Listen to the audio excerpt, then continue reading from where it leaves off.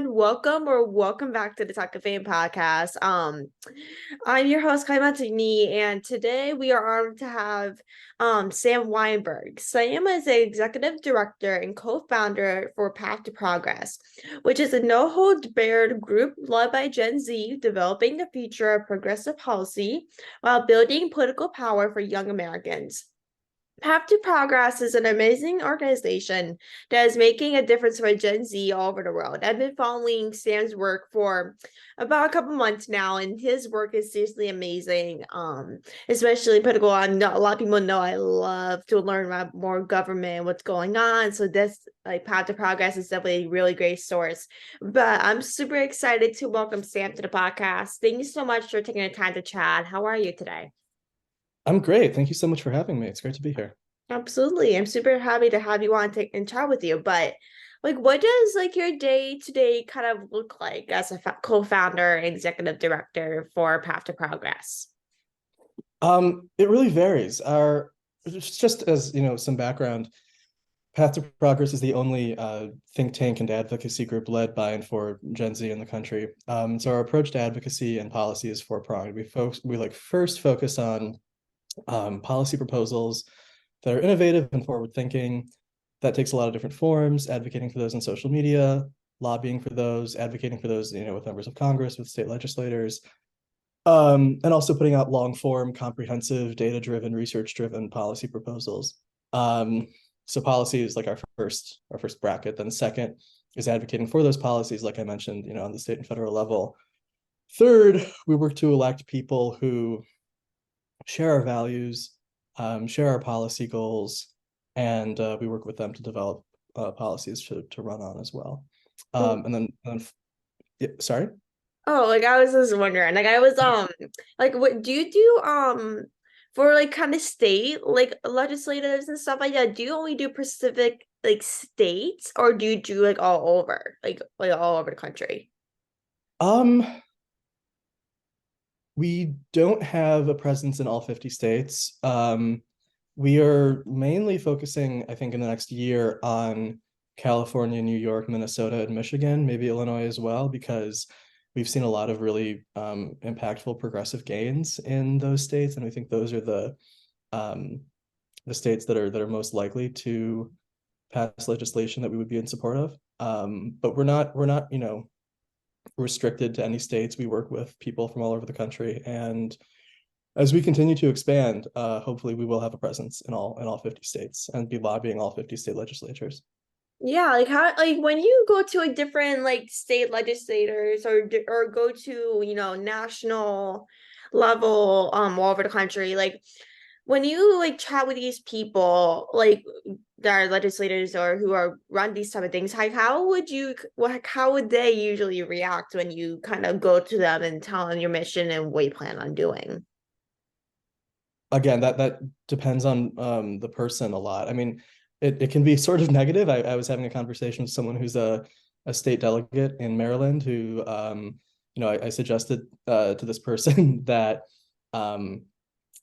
that they co-sponsor legislation for a 4-day work week, and the reaction was pretty abysmal. But then sometimes, I'll say things like that sound kind of radical, like a shorter work week, like decarceration, and people will be way more receptive. It just depends on the person and their district, their constituency, their beliefs. But even when people don't necessarily agree with our priorities, most people are pretty receptive and take the time to hear what we have to say, because they know that the work we're doing is important.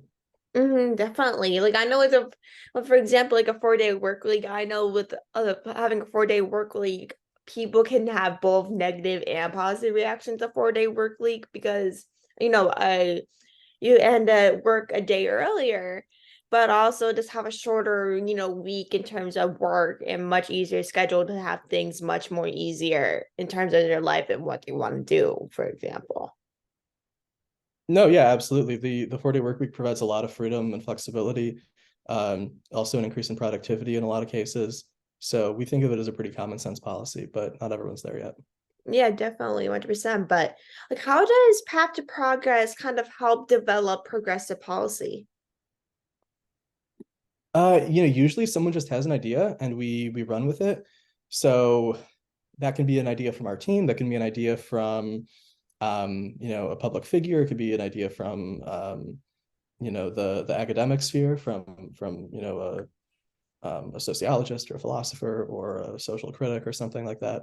But a lot of these ideas really aren't new. Like a 4-day work week, is not new. There were shorter work weeks throughout, many other periods in history. In ancient Greece and ancient Rome, people worked fewer hours than they do now. In some feudal societies in medieval Europe, peasants even worked fewer hours than the middle class, and lower classes work here in the US now. A 4-day work week was on the table in the 1930s as a cure-all for the Depression. That obviously didn't transpire, but a lot of these ideas are really not that new. The idea that someone shouldn't be in prison for a nonviolent crime, the idea that we have to tackle the climate crisis. Wait, to go back to what I was saying, it's really not radical to say that people shouldn't be in prison for nonviolent crimes, to say that we need a shorter work week that prioritizes life more over work. So it depends on the specific implementation level. That takes a little bit more thought. We have to make sure that our federal advocacy and the proposals that we're advocating for at the federal level are constitutional, that Congress is actually empowered to act on them. It changes depending on the topic area. Sometimes we will have a broader vision for what would be a better society, and we want to work toward that. And then sometimes there's a specific problem that we want to address. Basically, on the state by state level, we have to make sure that the state government is legally empowered to do those things. They're not usurping federal powers. On the federal level, we have to make sure that Congress is actually empowered constitutionally to be able to do the things that we're trying to get done. So it varies based on the topic. Yeah, like what I know, like what you said, like having a 4-day work week really has been in talks for like years and years before probably me and you were born. Like I know with me, like the last couple of years, I definitely have read about a 4-day work week. And I sometimes it'll go to the government, but it won't, go well. Like it wouldn't, pass, or it wouldn't kind of go up to that level. But also with minimum wage, I know some people have been also working about minimum wage as well. I'm not sure if that went through as well. I'm so bad at keeping track of stuff, but like in your opinion, like how can we make change in developing the future of progressive policy? It's really incumbent on young people to become educated and informed on the policy issues that affect them. We have to make our lives better, because right now our generation is in a real state of precarity economically, existentially. A lot of people who are Gen Z and Gen Alpha and younger millennials too are kind of concerned with some validity that the world is going to take a big turn for the worst. We're the first generation that is uncertain that if we're going to be able to afford a home. We're drowning in debt from medical bills, from student loans. So we really have to make those changes, get out and vote, educate ourselves, keep informed, and keep advocating for the things that'll affect us. Yeah, I love that because especially with Gen Z, like every year there's always a little, different ways Gen Z could get involved. Even with Gen Z, at some points with jobs, for example, you have to be at least probably 16 to 18 or college to get jobs for political people or government, or if you want to volunteer, there's many ways. But with especially with Gen Z getting involved in like politics or getting involved in government or stuff like that, there's sometimes kind of limited opportunities for Gen Z to get actual jobs, but there's plenty of ways for Gen Z to get involved, whether it's like a local campaign, looking at a local election. I know some states are doing that as well, like elections coming up in a couple of days. But there's plenty of ways you just can get involved, whether it's like volunteering, campaigns, and stuff like that. Yeah, absolutely. There are lots of different opportunities to get involved, both professionally and as a volunteer. some of the campaigns that I am familiar with have volunteers, as young as like 12 or 13. I've phone banked for Barack Obama when I was 9. Yeah, there are lots of ways to get involved. And like, why do you think like Gen Z should have, political power and wonder, especially like you said, 12 or 13-year-olds can get involved, some campaigns, but why do you think Gen Z should have political power? No, I mean, like I said, we have to, right? We need the political power to make our lives better, to make our situation less precarious, and to, solidify an environmentally and financially stable future. The people who are currently legislating for us are not doing the things that need to be done on guns, on reproductive rights, on climate, on healthcare, on labor, on so much more. By and large, there are exceptions. There are lots of great people in Congress, lots of great people in state legislatures and governors' mansions, but we need more fundamental change, and that's not going to happen overnight. We have to keep building that by voting, by advocating, by lobbying, and I think most importantly, actually, just by talking about these things and talking about our needs, shifting conversations, having discourse about this, and engaging in fruitful dialogue. But fundamentally, Gen Z should have political power because we're people and we deserve representation. Yeah, like I totally agree because like especially with like Gen Z, everyone like you said should have power no matter how old you are, whether you're like a teenager, a child, adult, or like no matter how old you are, like you said, should have political power or have a voice in what they say, no matter how old you are. Like when like especially like with things happening overnight, like there's always issues to get things done, like, and not everything is going to happen overnight. I mean, people can always things could happen overnight, but it really just will help if people could talk about it, about a certain issue, like you said, it could be healthcare, loss of like getting bills passed or upcoming elections. Like there are different ways people can get involved, but it won't, or have a saying things, but it won't happen if people don't talk about it, because if people don't talk about it, things won't come like the way it should be and what you believe in, especially. No, absolutely. I completely agree. We have to be active. We have to, fight for these things, fight for the change that we want to see. And like, why did you want like Gen Z to get involved in your organization when you first started? Specifically, I think our organization Path to Progress is doing a lot of the things that I um just talked about in terms of, why young people should be involved politically. So in advocating for heavy, for heavily substantive policy oriented solutions, that's just something that's really important right now because a lot of youth organizations are dedicated to electoral outcomes. They're dedicated to winning elections. They're dedicated to information sharing, and those are really, really important things. And to a degree, we're also dedicated to that. Mhm. Um, but we also have to have, an organization that gets in there once people are elected, gets in there and gets people elected with heavy policies and advocates for those policies once people are in office.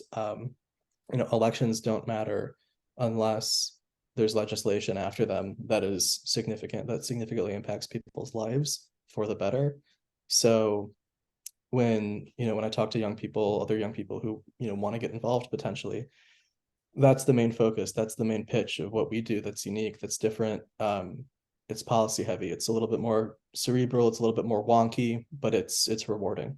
Yeah, it really is rewarding because I know like with a lot of Gen Z people, there are all oftentimes they're reaching out to different like local people, or even oftentimes national wise they're reaching out to people to get involved or to reach out something about what's going on, whether it is a society thing it's getting popular right now and they want their local senators or congress people or even the governor that they want to really just get involved and learn about this issue, because there's plenty of hotlines that you can really reach out, or emails or numbers you can reach out to. But in terms of like with Gen Z getting involved, like I know when oftentimes when people talk with people that are in Gen Z, they will well, probably I've noticed will probably most likely, not always, but will listen to them since they're young, and people love to have Gen Z kind of get a say in different matters. So I definitely realize that people love to have Gen Z in politics because, like they love to hear like different ideas and opinions and different, things that are going on. Absolutely. Yeah, I think we are the most informed generation because of the internet, but that also means that we're the most misinformed generation often, because so much of the information that's accessible to us is either false or misleading. So yeah, I think digital literacy is something that we also have to really pay attention to and advocate for going forward. And do you think like the 2024 election will bring more Gen Z voters, or do you think you'll kind of bring like kind of, less voters in previous years? I definitely hope so. I think it'll definitely be an uptick from 2022, since 2022 was a midterm and we had about, I think, 27% of eligible 18 to 29-year-olds turn out. In 2020, there was record high voter turnout in a presidential. About 50% of 18 to 29-year-olds voted. And it would be really fantastic if we exceed that number. I hope we do. I think, myself and a lot of other people are really working hard to make sure that that happens. Mm-hmm. But at the same time, it's not certain, and we're going to have to really fight for high turnout. We're going to work really hard, because right now, a lot of young people, myself included, are not seeing what we need to see from a lot of the people we elected. A lot of our representatives at all levels of government are right now failing to earn our votes and need to um, pivot in the direction of the climate, of human rights, of financial stability, just making everyone's future a little bit more certain and stable. Yeah, like I love what you said there because when, people have different elections every 2 or 4 years and actually are locally, I think every year is kind of, a struggle for, votes, especially Gen Z wise. I feel, like most Gen Z kids kind of, don't have an interest in politics or just kind of do have an interest but don't want to vote. Is probably one of two main reasons people don't want to vote, especially Gen Z, because they might not have a reason to vote or they believe, they don't have a say or they're just not interested in voting because sometimes people can be think it's pointless, which I completely understand, but also like your voice can also help shape the way our country is and also locally and state wise. Yeah, I completely agree. People think, oh, it's just one vote, it's not going to matter.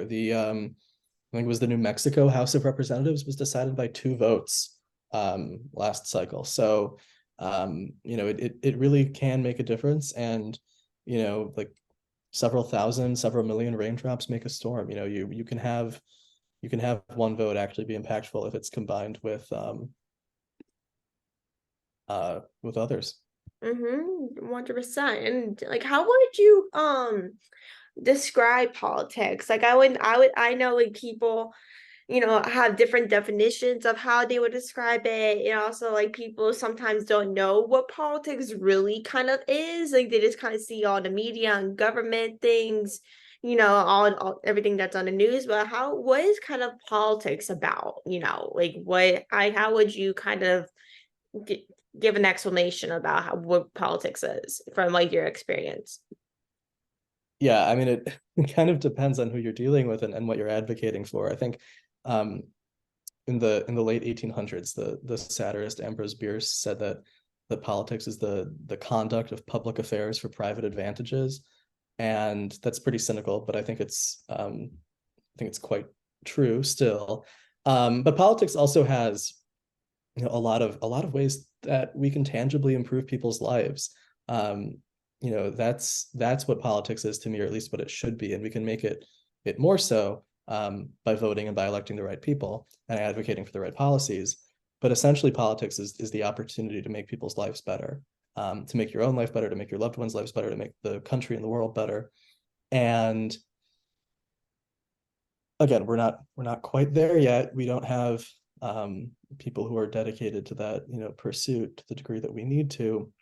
But ultimately, things that we've seen over the past few years, like the Inflation Reduction Act, the Child Tax Credit, the Chips and Science Act, um, those are things that will tangibly or did tangibly uh, improve people's lives. Things that the government does, things that our elected officials do, can make really, really significant changes to the way that we live our lives day to day. Yeah, it really could make a different change depending on like with acts. Like every act can really just like make a change, whether it's a good change or bad change depending on the act. But you really every act always has a special meaning to different ways they come in certain topics. Because of course different acts and legislature come in different ways in terms of whether it's like childcare, work hours. There's so many different things people like acts and legislatives can really touch. But like what like the last thing I wanted to touch on real quick before we head off is what can we kind of expect in the future for Path to Progress? That's a great question. And thank you for it. Yeah, we are going to be continuing doing what we're doing, engaging people digitally, advocating for legislation, writing legislation, um, ideating policy proposals, working with candidates. I think the space that we're trying to occupy is a strange combination of like a think tank and an advocacy group. I think the issue with a lot of think tanks is that they develop ideas and then don't advocate for them. But that advocacy has to be there because there's no point in having ideas if you're not going to try to implement them. So in the future, we're going to be putting out comprehensive policy proposals and issues that affect young people. The first ones that we're working on are going to be about a 4-day work week, about lowering the voting age to 16, enshrining reproductive rights in the Constitution. And then further down the road, we want to do polling and message testing on a lot of these ideas to see where young people are at ideologically. And we want to be drafting legislation, advocating for it, like I mentioned. But I think we're taking a pivot into hard policy specifics a little bit more than the digital stuff that we've been doing recently. So keep following along. And if any of your listeners don't follow Path to Progress, go on Instagram. It's Path to the number 2 Progress, and then on Threads it's the same, and on Twitter it's Path to Prog, PROG. So yeah, keep following along with what we're doing. We're going to be putting out a lot of comprehensive policy proposals on a lot of issues that are affecting young people. Yeah, that's awesome. But thank you so much for everyone tuning in to this episode. I hope everyone learned a lot from this episode. I certainly did. And make sure to go follow Path to Progress for more updates on what they're doing in the future in the next couple of months. I'm sure there's gonna be amazing things coming for them. And thank you so much for coming on and chatting. Love what you're doing, and everything you're doing is seriously awesome. So I really appreciate you coming on, chatting about it, and taking the time. I appreciate it so Thanks much. so much. Thank you. Thank you for having me. This is great.